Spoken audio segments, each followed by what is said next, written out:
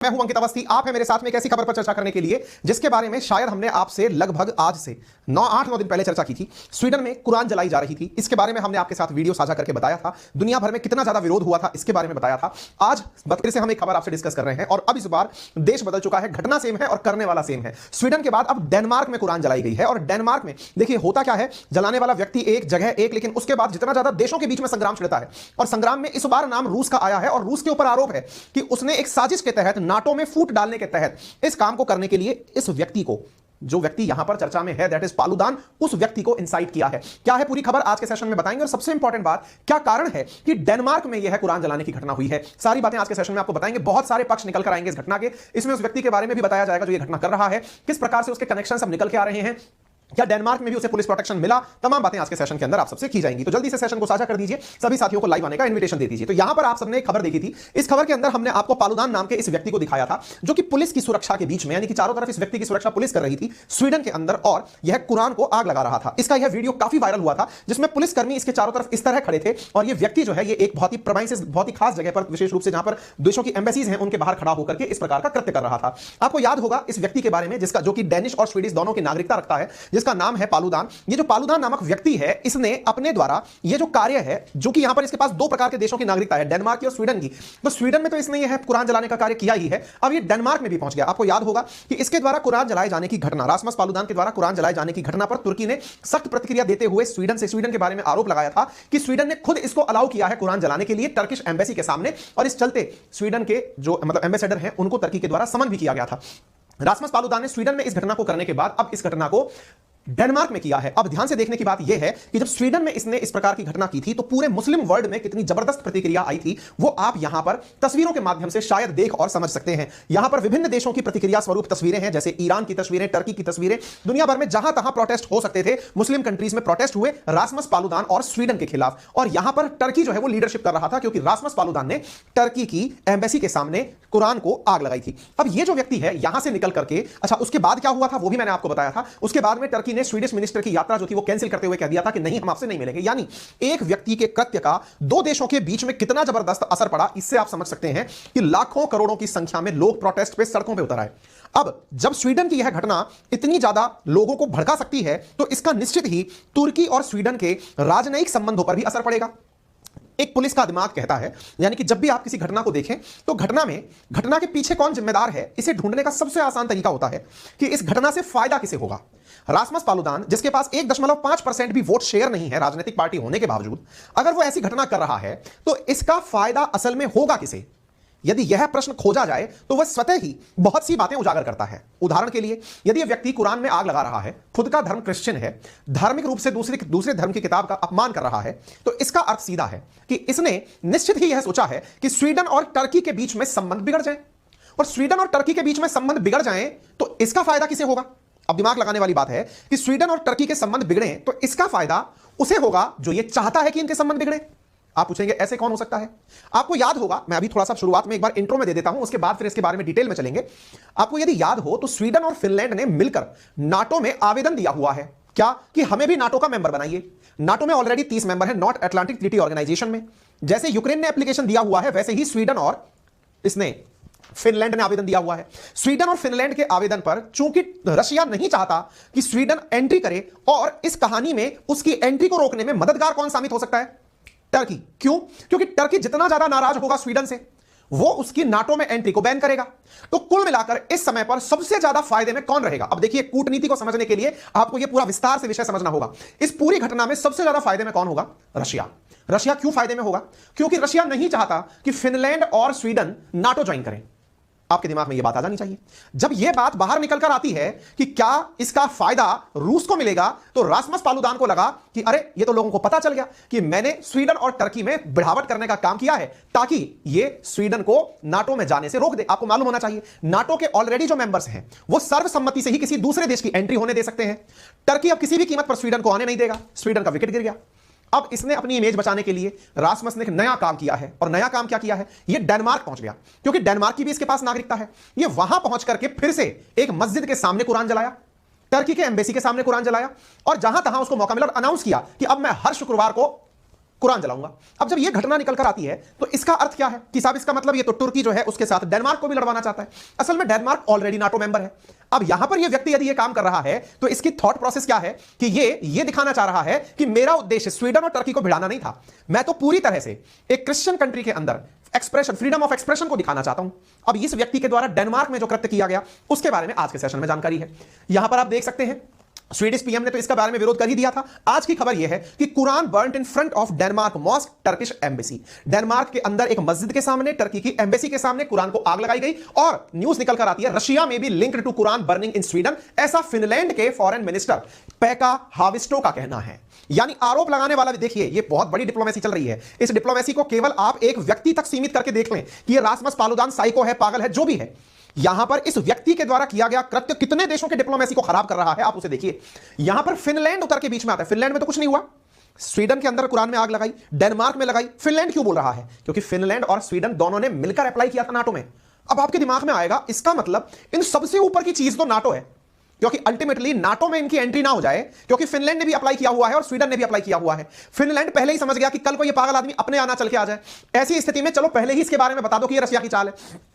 Rasmus पालुदान भी smartness कहां दिखा गया कि स्वीडन को तो भड़का दिया, स्वीडन और टर्की के रास्ते तो बिगड़ा दिया अपन ने। लेकिन कहीं ऐसा ना हो कि मेरे बारे में यह समझ में आ जाए कि मैं केवल स्वीडन में ही ये काम करता हूं, रशिया के कहने पे ही काम करता हूं, चलो मैं तो डेनमार्क में भी कर लेता हूं। अब ये डेनमार्क पहुंच गया, ठीक है। आइए अब हम आपको लेकर चलते हैं डेनमार्क की राजधानी कोपेनहेगन में। खबर है डेनमार्क की राजधानी कोपेनहेगन में एक दक्षिणपंथी नेता ने तुर्की के दूतावास के बाहर और एक मस्जिद के बाहर कुरान की प्रतियां जला दी।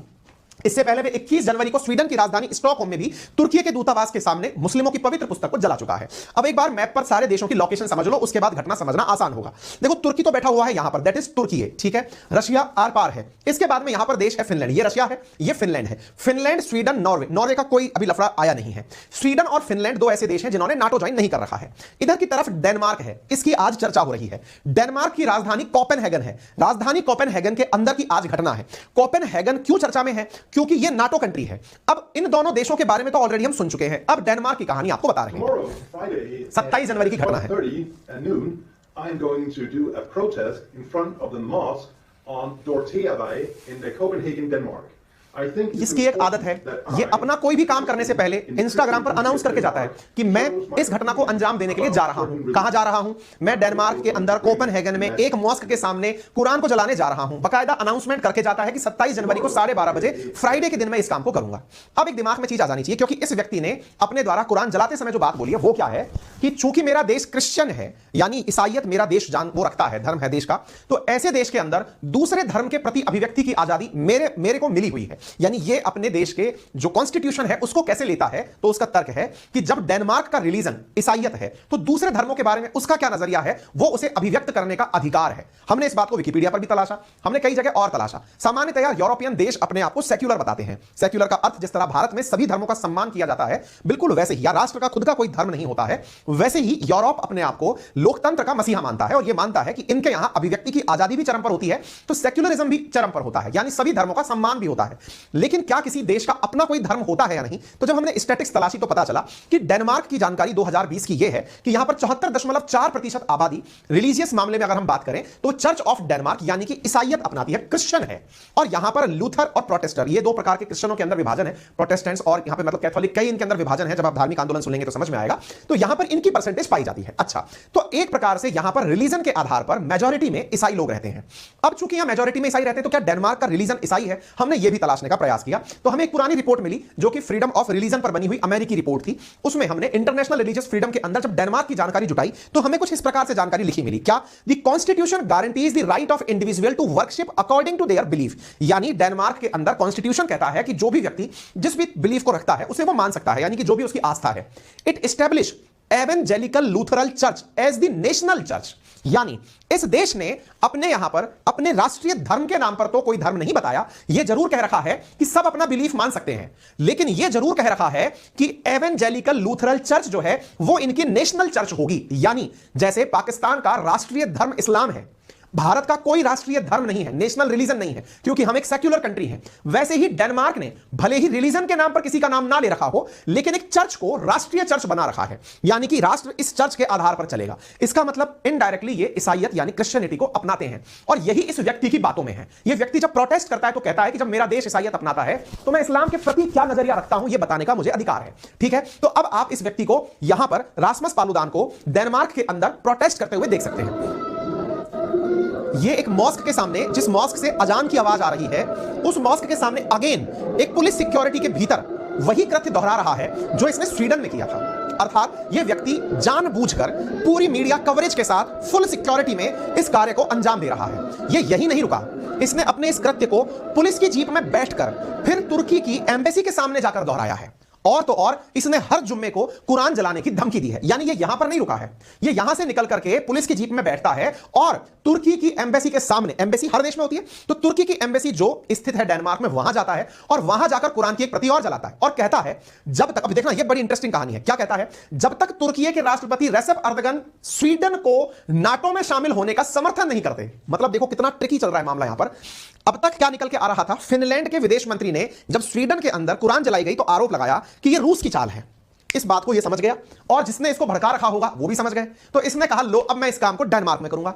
और डेनमार्क में जलाकर, अब तक तो क्या कहता था कि इस्लाम के प्रति मेरा जो विचार मैं व्यक्त कर सकता हूं, इस बार इसका एजेंडा बदल गया। एजेंडा बदलकर यह क्या कहता है, जब तक अर्दगन, क्योंकि अर्दगन किसके टांग लगा रहा है, स्वीडन को एंट्री दिलाने में, किसमें, नाटो में, कहता है जब तक अर्दगन स्वीडन के नाटो में शामिल होने का समर्थन नहीं करते तब तक वह हर जुम्मे को दोपहर 2 बजे कुरान की प्रतियां जलाएगा। मैंने आपसे क्या कहा, यह मुद्दा बहुत ज्यादा इंटरनेशनल और डिप्लोमेटिक तरीके से डिजाइन किया हुआ मुद्दा है। लगता तो है कि यह व्यक्ति साइकिक है और ऐसी हरकतें कर रहा है, लेकिन निश्चित ही यह बड़ा स्मार्ट प्ले कर रहा है। इसको पूरा अटेंशन पता है वर्ल्ड का कैसे मिलेगा। आप सोचो ना, करोड़ों लोग इसके कारण सड़कों पर उतरे हुए हैं। एक व्यक्ति जिसके कारण करोड़ों लोग उतरे हुए हैं, देशों की सरकारें उलझी हुई हैं, स्वीडन और तुर्की के बीच इतनी तलखी बढ़ गई कि चेहरा नहीं देखेंगे एक दूसरे का, मंत्रियों को भगा दिया जा रहा है, जाओ बात नहीं करेंगे। अब ये डेनमार्क पहुंच जाता है कि ले बेटा, डेनमार्क तो नाटो कंट्री भी है और मेरे पास नागरिकता भी है।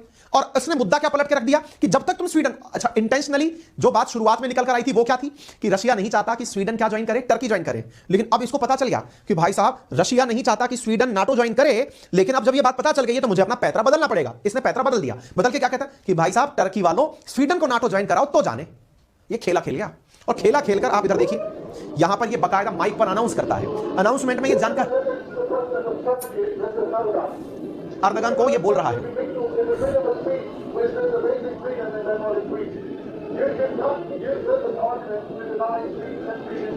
ठीक है। मैं थोड़ा सा मैप पर आपको फिर से याद दिला दूं। देखो ये रशिया रहा, ये फिनलैंड रहा, ये स्वीडन रहा। फिनलैंड और स्वीडन उस दिन डर गए जिस दिन यूक्रेन पर रशिया ने चढ़ाई कर दी। उसके बाद में फिनलैंड और स्वीडन दोनों भाग कर गए नाटो ज्वाइन करने कि नाटो में अगर रहे होंगे तो हमारे ऊपर रशिया आक्रमण नहीं करेगा। स्वीडन और फिनलैंड जब भाग कर, ये फिनलैंड है, ये स्वीडन है, ठीक है। रशिया नहीं चाहता कि ये दोनों ज्वाइन करें। अब अड़चन पैदा कैसे की जाए, तो टर्की को भड़काया जाए। उसको भड़काने के लिए सारा खेला चल रहा है। मैं अगेन बता दूं, डेनमार्क ये रहा जो कि नाटो मेंबर है। आगे बढ़ते हैं साहब आगे। मैंने आपको पहले भी बता रखा है, नाटो की मेंबरशिप पूरी करने के लिए तुर्की ने स्वीडन के सामने ऑलरेडी 2 शर्तें डाल रखी हैं। पहला कि अपने यहां पर जो कुर्द समुदाय के लोग रह रहे हैं उन्हें पहले भगाओ वहां से, और दूसरा जो हथियारों की बिक्री पर तुमने रोक लगा रखी है वो हटाओ।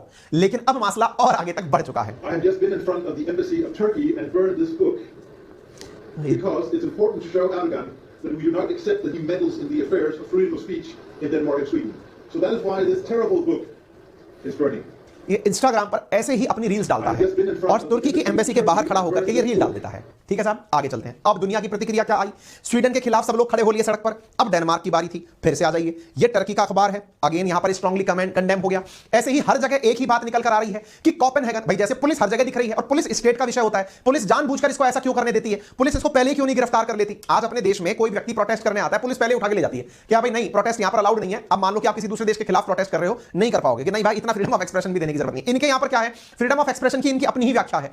ऐसी स्थिति में आप इनकी खबर देख सकते हो। फिर सब तरफ से यहां पर आप देख सकते हो पूरी तरह से विरोध पत्र निकला हुआ है। डेनमार्क के राजदूत को विदेश मंत्रालय के द्वारा तलब कर लिया गया है। यहां पर आप देख सकते हो कतर के द्वारा कंडेम किया गया है, यहां अफगानिस्तान के द्वारा कंडेम किया गया है, इधर की तरफ देख सकते हो सऊदी अरब के द्वारा कंडेम किया गया। अगेन सारे मुस्लिम देश एक साथ बाहर आ गए कि चलो अब डेनमार्क का विरोध करो। अब ये अकेला व्यक्ति सब देशों को लपेटे पड़ा है। अब डेनमार्क के विदेश मंत्री ने अपने द्वारा कहा that the incident would not change Denmark good relationship with Turkey. अब डेनमार्क के तुर्की के साथ इस घटना के द्वारा रिश्ते खराब नहीं होंगे। असल में यूरोप में फ्रीडम ऑफ एक्सप्रेशन काफी हद तक ज्यादा है। कहते हैं कि ये जितनी भी नॉर्डिक कंट्रीज हैं, स्वीडन, डेनमार्क, फिनलैंड, नॉर्वे, इन देशों के अंदर लोगों को इतनी ज्यादा अभिव्यक्ति की आजादी है कि यहां के जो प्रधानमंत्री जितने लोग जो है ना, बड़े बड़े जो राष्ट्राध्यक्ष जैसे जो लोग हैं, उनके बारे में बताया जाता है कि वे भी ट्रेन से और बस से सफर करते हैं। यानी लोगों में इतनी ज्यादा अवेयरनेस है कि वो हर चीज पर लोगों से जवाब मांग लेते हैं। यहां जनता का पूरी तरह शासन है, ये हर इंडेक्स में, ये हर चीज में आगे हैं। यहां की जनता ने कोरोना लॉकडाउन में लॉकडाउन भी नहीं लगवाया था। इनका मानना था कि लॉकडाउन हमारी स्वतंत्रता पर आघात है, जब चीज हमारे लिए है तो सही और गलत का फैसला भी हमें करना चाहिए। इन लोगों ने खुद से ही नियमों की पालना करते हुए कोरोना से लड़ाई लड़ी थी कि हम नियम भी मानेंगे, सोशल डिस्टेंसिंग भी मानेंगे, लॉकडाउन स्वतंत्रता का हनन है। तो ये वो लोग हैं जो लॉकडाउन को भी नहीं मानते हैं। ये वो लोग हैं जो फ्रीडम ऑफ एक्सप्रेशन के नाम पर कोई व्यक्ति कुछ कर रहा है तो उसे पुलिस प्रोटेक्शन और देते हैं। इनका मामला ही नेक्स्ट लेवल है, ठीक है। अच्छा, तो आप यहां पर देख सकते हैं फॉरेन मिनिस्टर ऑफ डेनमार्क के द्वारा दी गई जानकारी है, ठीक है। अब साहब बात आती है, ये साहब रशियन एम्बेसी इन डेनमार्क ने भी इस घटना का विरोध किया। रशियन एम्बेसी यानी रशिया भी कूद पड़ा इस घटना पर कि साहब हम भी इस घटना का विरोध करते हैं जो इसने की है। अब रशिया आपको किसने बुला लिया बीच में? रशिया बीच में इसलिए आ गया क्योंकि रशिया में भी link to Quran burning in Sweden, ये जानकारी फिनलैंड के फॉरेन मिनिस्टर पेका हेविस्टो ने दे दी। पेका हेविस्टो ने जैसे ये जानकारी दी, रशिया खुद सफाई देने कूद पड़ा कि हम इस घटना का बहुत तरह से कड़ी निंदा करते हैं। अब घटना शुरू कहां से होती है? नाटो के साथ यूक्रेन की नजदीकी से। आप सबको याद होगा फिनलैंड और स्वीडन दोनों जाकर के नाटो ज्वाइन करने गए थे। पुतिन ने इनको धमकाया था कि तुम ज्वाइन नहीं करोगे। क्रेमलिन ने कहा था कि भाई ये वाली जो चीजें हो रही हैं, अब देखो आरोप क्या निकल के आते हैं कि रशिया जो है वो उस रामदास पालुदान को पैसा दे रहा है इस घटना को अंजाम देने के लिए। अब इसकी जानकारी न्यूज में निकलकर कैसे आती है तो वो मैं आपको बताऊंगा। पेका हेविस्टो का कहना है कि रशिया में है behind the public burning of Quran in Sweden. बड़ा इंटरेस्टिंग है ये जानना। देश है स्वीडन, देश है डेनमार्क, वहां एक व्यक्ति उनकी पुलिस के सामने कुरान जलाता है। दोनों देश आरोप लगाते हैं कि रशिया करा रहा है। भाई पुलिस तुम्हारी है, तुम्हारे संबंध खराब हो रहे हैं, रशिया को बीच में लेके क्यों आ रहे हो? टेक्निकली तुम्हें रोकना चाहिए, पर नहीं, हमारे नियम अपने हैं, घटना कुछ भी हो और रशिया पर डाल दो। अब देखना रशिया पर इन्होंने क्या आरोप मढ़ा है, मैं आपको वो बताता हूं। आपको याद होगा पहले भी रशिया ने फिनलैंड को धमकाया हुआ है और कहा हुआ है कि तुम इसको ज्वाइन मत करो, इस पर हम सेशन ऑलरेडी किए हुए हैं। अच्छा साहब, अब मैं आपको बताता हूं इधर की तरफ, मतलब इस घटना का नतीजा क्या निकल कर आया वो देखिए आप। 30 जनवरी कल की खबर है। तुर्की क्या बोला है आपको इससे समझ में आ जाएगा कौन किस मामले में सफल हुआ। तुर्की बोला है टर्की में accept Finland to NATO but without Sweden. मतलब समझना भाई, जो चाह रहे थे, हमने आपको एक न्यूज पढ़ाई थी। अब देखो हमको थोड़ा सा है ना, मतलब दूर का आभास बहुत पहले हो जाता है। 8 महीने पहले खबर कही थी हमने, क्या था? फिनलैंड के नाटो में शामिल होने में बाधा बना तुर्की। 8 महीने पहले खबर की थी हमने। आप इधर देखिए अब क्या न्यूज आ रही है। टर्की में एक्सेप्ट फिनलैंड टू नाटो। हम फिनलैंड को तो नाटो में ले सकते हैं, क्यों भाई? फिनलैंड ने ऐसा क्या कर दिया? अरे फिनलैंड आपके पक्ष में बोला है भाई। अभी क्या बोला है? फिनलैंड के जो विदेश मंत्री हैं उन्होंने कहा है कि इसके पीछे रशिया है। तो बोले ये तो अपना आदमी लगता है, तो फिनलैंड को तो नाटो में ला सकते हैं लेकिन स्वीडन को नहीं आने देंगे। टर्की ने यहां पर अपना स्टैंड क्लियर कर दिया है। हो गया स्वीडन का पत्ता साफ। यानी इस घटना से जो वाकई में असर पड़ा वो तो स्वीडन के ऊपर पड़ा। स्वीडन रशिया से बचने के लिए तो नाटो भाग रहा था, लेकिन टर्की ने अब टांग लगाकर स्वीडन को हमेशा के लिए ऑल आउट कर दिया है। बाय द वे, जिन्हें नहीं पता है मैं बता दूं, नाटो में शामिल होने की कंडीशन है नाटो के 30 के 30 देश जब सर्वसम्मति से किसी देश के आने का वो करें, परमिशन दें, तभी कोई नया देश ज्वाइन कर सकता है। जुलाई के अंदर इनकी मीटिंग होने वाली है Baltic countries, Estonia, Latvia, Lithuania, इन देशों के बीच में, नाटो देशों की, और वहीं पर बाकी 2 देशों की एंट्री का ऐलान किया जाएगा। उससे पहले टर्की ने मना कर दिया कि भाई अपन स्वीडन को नहीं आने देंगे। तर्क क्या है भाई आपके पास ऐसा? तो अब फिनलैंड तो तैयारी कर रहा है, ठीक है भाई हम तो अकेले ही चले जाएंगे ज्वाइन करने के लिए। तर्क जो है वो ये है, फिनलैंड के विदेश मंत्री का कहना है कि हमने इन्वेस्टिगेशन करवाई तो पता चला कि रामदास फालुदान को पैसा कौन दे रहा है इस काम को करने के लिए। नाम निकलकर आता है एक व्यक्ति का जिसका नाम है चैंग फ्रिक। बड़ा ही असमंजस और हास्यास्पद है ये बताना कि चैंग फ्रिक नामक व्यक्ति ने रामदास फालुदान को $31 दिए हैं। आप सोच करके थोड़ा हैरान हो सकते हैं। $31 लगभग 200, मतलब 80 से गुणा कर लो, 2500 रुपया के आसपास इतना रुपया दिया है। कौन दिया है? चैंग फ्रिक। रामदास पालुदान, मतलब 2500 के लिए तुम कुरान जला दोगे यार?